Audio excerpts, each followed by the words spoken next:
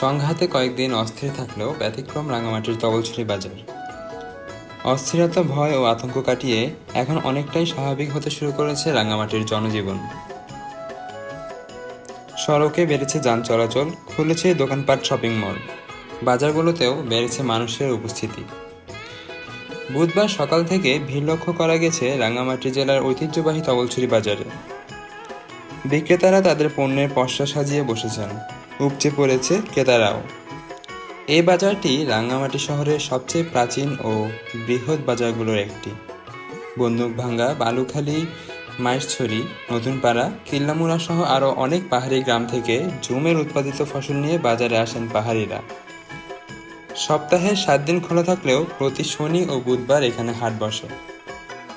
প্রসঙ্গত, খাগড়াছড়িতে পাহাড়ি ও বাঙালিদের মধ্যে সংঘাত ও সহিংসতা শুরু হলে এর রেশ পড়ে রাঙামাটিতেও।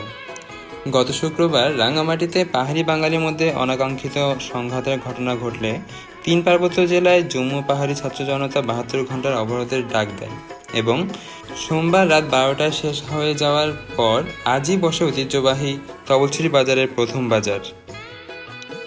জেলার বিভিন্ন জায়গা থেকে নিজস্ব উৎপাদিত কৃষিপণ্য ঐতিহ্যবাহী তবলছড়ি বাজারে বিক্রি করতে দূর দূরান্ত থেকে বোটে করে এবং সড়ক পথে ছুটে এসেছে পাহাড়ি বাঙালিরা। সকল সাম্প্রদায়িক মনোভাবকে পাত্তা না দিয়ে সকলে যেন বাজারটিকে প্রাণবন্ত করে তুলেছে।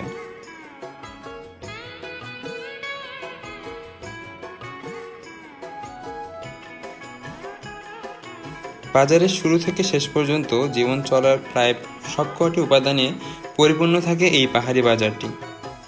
পাহাড়ে বসবাসরত সব জনগোষ্ঠীদের উপস্থিতিতে সরব হয়ে ওঠে এই বাজার। সব জনগোষ্ঠীর মিলন মেলায় এই বাজার যেন সম্প্রীতির এক উজ্জ্বল দৃষ্টান্ত।